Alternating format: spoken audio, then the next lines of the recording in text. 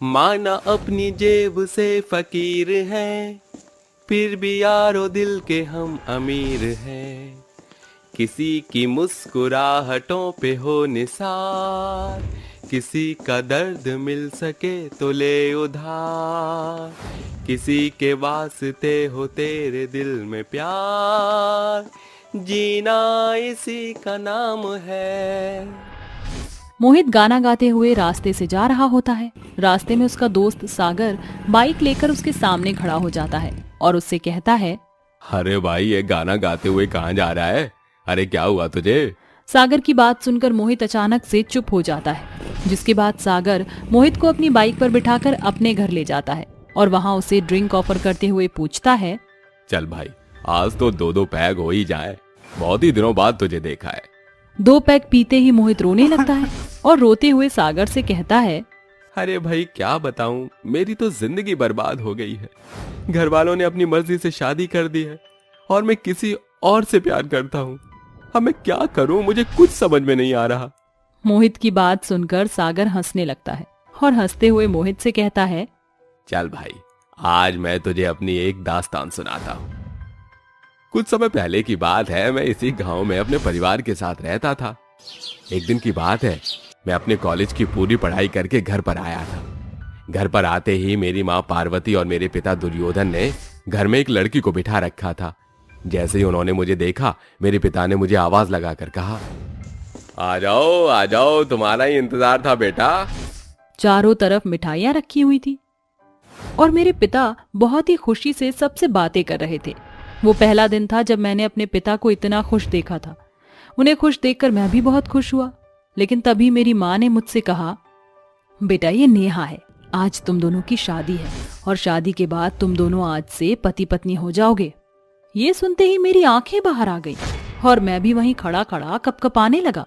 जिसके बाद मैंने अपनी माँ पार्वती से कहा, अरे माँ, आप ये क्या बोल रही हो? अभी तो मेरी शादी की उम्र भी नहीं है। भला मैं इस लड़की से शादी क्यों करूं? मैं उसको जानता भी नहीं हूँ। देख बेटा, तू तो हमारे हालात जानता ही है। ये लड़की कोई मामूली लड़की नहीं बल्कि मुखिया की बेटी है। इसे शादी करने पर तुझे खूब सारा सोना, जेवर और दहेज में पूरा सम्मान मिलेगा और पूरे 5 लाख कैश भी मिलेंगे, जिससे हम तेरी आगे की पढ़ाई भी जारी कर सकते हैं। उस समय मुझे कुछ समझ नहीं आया और अपनी माँ और अपने पिता के कहने पर मैंने उस लड़की से शादी कर ली। शादी के बाद जब मैंने अपने कमरे में नेहा को देखा तो मैं बहुत अचंभित रह गया। वह बिल्कुल गांव जैसी लड़की थी और उसके अंदर बहुत ही बचपना था। मैं अपने मन ही मन सोच रहा था, हे भगवान, ये कैसी लड़की से मुझे बांध दिया है। अब मैं अपनी जिंदगी ऐसी लड़की के साथ कैसे बिताऊंगा जिसे मैं जानता तक नहीं। अजी आप ऐसे क्यों खड़े हो? मेरे पास आओ ना, आज हमारी सुहाग रात है। नेहा की ये बातें सुनते ही मैं वहां से रफू चक्कर हो गया। मैंने उसे बहुत इग्नोर किया। जिसके बाद मेरे माता पिता ने मुझे शहर में भेज दिया मेरी आगे की पढ़ाई के लिए। शहर आने के बाद मेरी जिंदगी ही बदल गई। मैंने अपनी पढ़ाई पूरी की, जिसके बाद मुझे एक बहुत अच्छी नौकरी भी मिली जहां मैं जॉब करता था। वहां मैं एक समीक्षा नाम की लड़की से मिला। उसकी आंखें और उसका चेहरा इतना खूबसूरत था कि मैं उसके ऊपर मोहित हो गया। मैं अपने मन ही मन उसे प्यार करने लगा। वहीं समीक्षा भी मुझसे प्यार करती थी। एक दिन वो मेरे पास आई और उसने मुझसे कहा, सागर, मैं तुमसे बहुत प्यार करती हूँ, क्या तुम भी मुझसे प्यार करते हो? उसके मुंह से ये सब सुनते ही मेरा दिल बहुत खुश हो गया था और मैं खुशी से फूले नहीं समा रहा था। जिसके बाद मैंने समीक्षा से कहा, हाँ समीक्षा, मैं भी तुमसे बहुत प्यार करता हूँ। क्या तुम मुझसे शादी करना चाहोगी? समीक्षा मुझसे शादी करना चाहती थी, इसलिए हम दोनों ने शादी कर ली। लेकिन मैं समीक्षा को नेहा के बारे में नहीं बता पाया क्योंकि मैं उसे खोने से डरता था। इस प्रकार मेरी तो शादी हो गई। उसके बाद सब कुछ अच्छा चल रहा था। नेहा गांव में रहती थी और समीक्षा मेरे पास शहर में।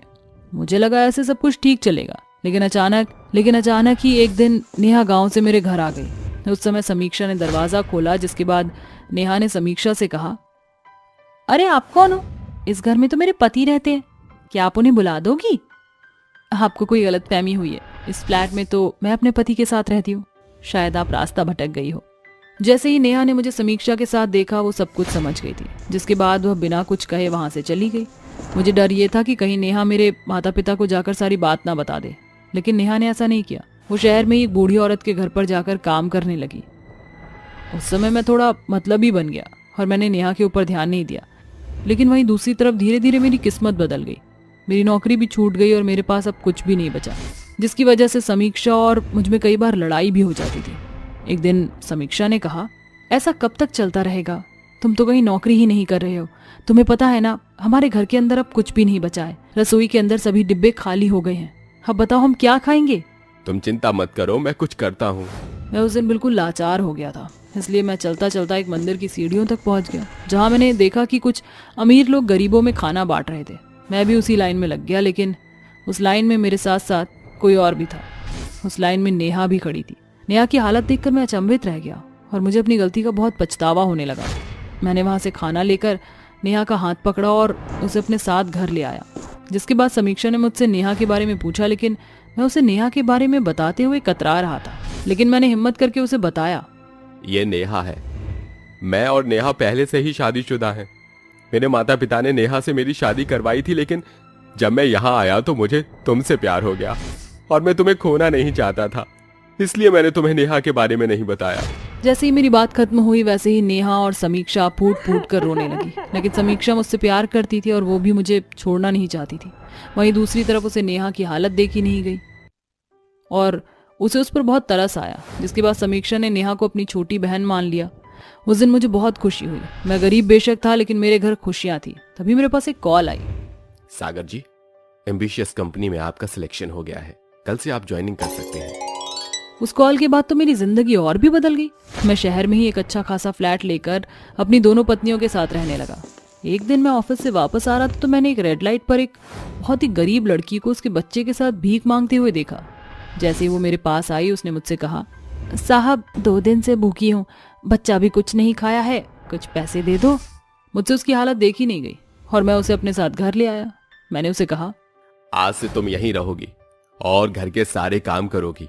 तुम्हें समय पर खाना भी मिलेगा और पहनने के लिए कपड़े भी, और तुम्हारे बच्चे की देखभाल मैं करूंगा। उस वक्त मुझे जो ठीक लगा मैंने वही किया। नेहा और समीक्षा मेरे साथ थी और उसके बाद मैं गरीब से अमीर हो गया। मेरी गरीबी बहुत दुख भरी थी, लेकिन मेरी दोनों पत्नियों ने मेरा साथ दिया और आज मैं जो हूँ अपनी दोनों पत्नियों की बदौलत हूँ। और मैं तुम्हें एक सलाह देना चाहूंगा, जो मैंने किया वो तुम मत करना। अगर तुम्हारे माता पिता किसी से शादी करवा रहे हैं तो फिर उससे शादी कर लो, या फिर अपने माता पिता को अपने प्यार के लिए मना लो और खुशहाल जीवन जीने की कोशिश करो। क्योंकि मैं तो गरीबी में संभल गया था, लेकिन तुम भी संभल पाओ ये जरूरी नहीं। भाई, तुमसे मिलकर मेरी सारी परेशानी खत्म हो गई। अब मैं अपने घर जाकर अपने माता पिता को अपने प्यार के लिए मनाऊंगा और उसी से शादी करूंगा। ये कहकर मोहित वहां से चला जाता है और सागर भी अपनी दोनों पत्नियों के साथ पहुंच जाता है। सुहासिनी अपनी बहू नेहा और बेटे सुनील के साथ रहा करती थी। नेहा अपनी सास के ऊपर बहुत ही अत्याचार करती थी। नेहा अपनी सास से घर का सारा काम करवाया करती, साथ ही अपनी सास को थोड़ा सा खाना खाने को देती थी। एक दिन नेहा की दोस्त नेहा के घर आती है और अपनी सहेली नेहा से बोलती है, अरे नेहा, तुझे पता है वैलेंटाइंस डे आ रहा है? हाँ यार, आ तो रहा है। मैं सोच रही हूँ सुनील जी को गिफ्ट क्या दूं। अरे यार, मैं भी यही सोच रही हूँ कि अपने हस्बैंड को गिफ्ट क्या दूं। अच्छा, मुझे एक बात पूछनी थी तुझसे। हाँ हाँ बिल्कुल, पूछना, क्या बात है? मैंने सुना है तेरी सास को बहुत ही ज्यादा अच्छी मेहंदी लगानी आती है, तो तू अपनी सास से मुझे मेहंदी लगवा दे। हाँ आती तो है, लेकिन वो बुढ़िया काम चोर है 1 नंबर की। अरे नेहा, प्लीज बात करना अपनी सास से। अच्छा ठीक है, रुक। मम्मी जी, मम्मी जी। नेहा की आवाज सुनकर सुहासिनी नेहा के पास आती है और बोलती है, क्या हो गया बहू, कोई काम था क्या? मैंने सारा काम कर दिया है। अरे मम्मी जी, मैं आपसे हर समय काम थोड़ी ना करवाती हूँ जो आप इस तरीके से बोल रही हो। मेरी सहेली को आपके हाथों की मेहंदी बहुत ही ज्यादा पसंद है और वैलेंटाइन डे भी आ रहा है, तो ऐसा करना, आप उसको और मुझे मेहंदी लगा देना। ठीक है बहू, लेकिन अभी बर्तन धोना है, इसलिए मैं बर्तन धो के तुम दोनों को मेहंदी लगा देती हूँ। इतना कहकर नेहा की सास सुहासिनी वहां से चली जाती है। थोड़ी देर बाद सुहासिनी नेहा के पास फिर आकर अब मेहंदी लगाना शुरू कर देती है। जैसे ही उन दोनों को वो मेहंदी लगाकर वहां से उठती है और खाने के लिए बैठती है, तभी नेहा गुस्से में आती है और अपनी सास से बोलती है, ओ बुढ़िया, ये कैसी घटिया सी मेहंदी लगाई है तूने?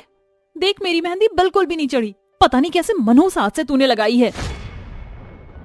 अरे बेटा, तेरे हाथों की मेहंदी नहीं चढ़ी तो इसमें मेरी क्या गलती है जो तू मुझ पर चिल्ला रही है? अच्छा, तो अब तू मुझे समझाएगी मेरी मेहंदी रचनी है या नहीं? तुझसे तो बस मुंह चलवा लो खाली, निकल जा मेरे घर से। पर बेटा, मेरे पास तुम दोनों के सिवा इस दुनिया में कोई भी नहीं है, मैं कहाँ जाऊंगी? लेकिन वो अपनी सास की बातों का कोई जवाब न देकर उसको घर से बाहर कर अपने घर का दरवाजा बंद कर लेती है। बेचारी सुहासिनी अब बेघर हो जाती है और रोते हुए वो एक जंगल में चली जाती है। उसको वहां पर एक कुटिया नजर आती है और वो सोचती है, मेरी बहू ने मुझे घर से निकाल दिया, क्यों ना मैं इस कुटिया में रहकर अपना गुजारा करना शुरू कर देती हूँ। सुहासिनी उस कुटिया में रहना शुरू कर देती है और ऐसे ही कुछ दिन बीत जाते हैं। बेचारी सुहासिनी के पास ना तो कुछ खाने को और ना ही कपड़े पहनने को थे। एक दिन उस जंगल में सुहासिनी को एक लड़की रीता दिखाई देती है। वो काफी रो रही होती है। रीता को रोता हुआ देख सुहासिनी उससे पूछती है, अरे बेटा, तुम रो क्यों रही हो? तुम्हारा नाम क्या है? तुम तो अच्छे घर से लग रही हो। मेरा नाम रीता है। माँ जी, मैं अच्छे घर से तो हूँ, पर मेरे घर वाले अच्छे नहीं हैं। अरे रीता बेटा, तुम ऐसे क्यों बोल रहे हो? कोई भी घर वाला अपने बच्चों के लिए बुरा नहीं होता, वह उसके भले के लिए ही सोचता है। सुहासिनी की यह बात सुनकर रीता उससे बोलती है, माँ जी, मैं एक मेहंदी आर्टिस्ट हूँ, लेकिन मेरे हाथ जल गए हैं और अब वैलेंटाइन डे आने वाला है। मुझे कुछ भी समझ नहीं आ रहा कि मैं क्या करूँ। वहीं दूसरी तरफ मेरे घर में मेरे अलावा उस घर की कोई भी देख रेख नहीं करता, और आज जब मेरे हाथ जल गए हैं तो मेरे घर वालों ने मुझे उल्टा सीधा बोलकर घर से निकाल दिया। बेटा रीता, तुम कहो तो मैं मेहंदी लगा दूं तुम्हारे ग्राहकों को। माँ जी, आपको मेहंदी लगानी आती है? हाँ बेटा, मुझे मेहंदी लगानी आती है।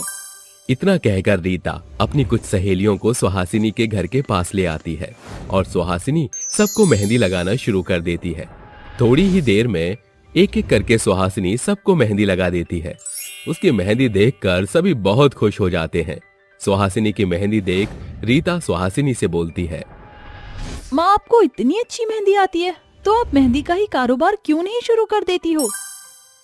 अरे बेटा, मैं एक बूढ़ी औरत हूँ, मैं कैसे कर सकती हूँ? मेरा तो खाने तक का कोई ठिकाना नहीं है। ये सब सुनकर रीता को बहुत दुख होता है और रीता समझ जाती है कि सुहासिनी की बहू और बेटों ने उन्हें घर से निकाल दिया है।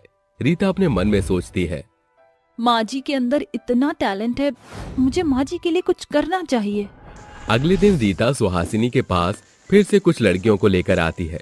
लड़कियों को देखकर सुहासिनी बोलती है, बेटा रीता, आज फिर तू इन लड़कियों को लेकर आई है?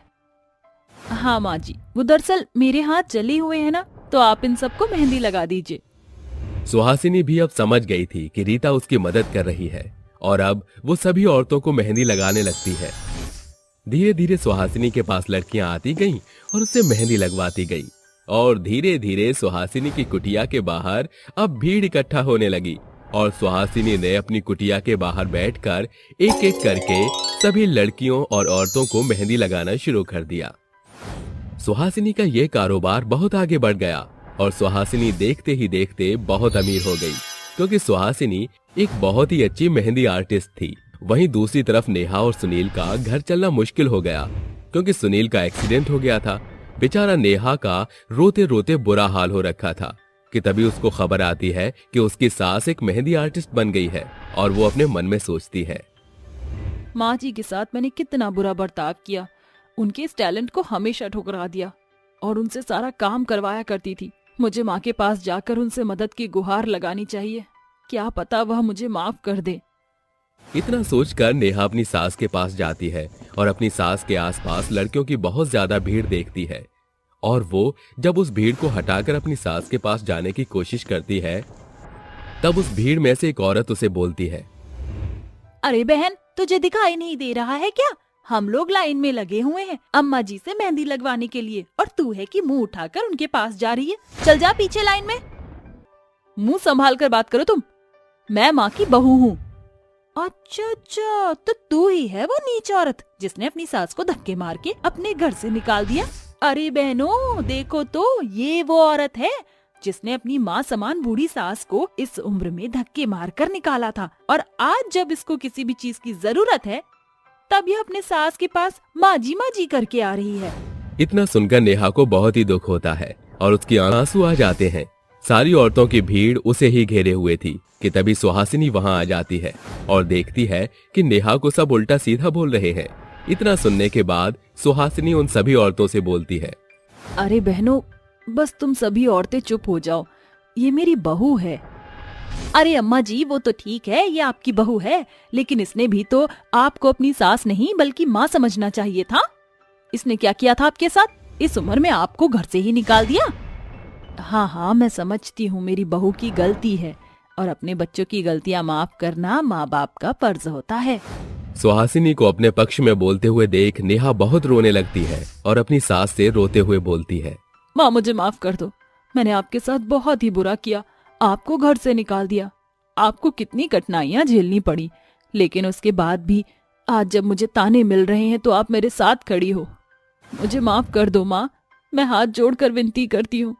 आपके बेटे सुनील को आपकी जरूरत है, प्लीज मेरे साथ चलिए। नेहा की आंखों में आंसू देख सुहासिनी का दिल पिघल जाता है और वो उसके साथ चलने को तैयार हो जाती है। अपना सामान बांधकर वो अपने बहू बेटे के घर चली जाती है और जब वो अपने बेटे की हालत देखती है तो वो उसे देखकर रोने लगती है और अपने बेटे का इलाज बहुत ही बड़े हॉस्पिटल में करवाती है। कुछ दिन बाद सुनील अब बिल्कुल पहले की तरह ठीक हो जाता है। वहीं सुहासिनी अपनी मेहंदी का कारोबार बंद नहीं करती, जिससे वो और ज्यादा अमीर होने लगती है और अब सुहासिनी अपनी बहू नेहा और बेटे सुनील के साथ खुशी से रहने लगती है।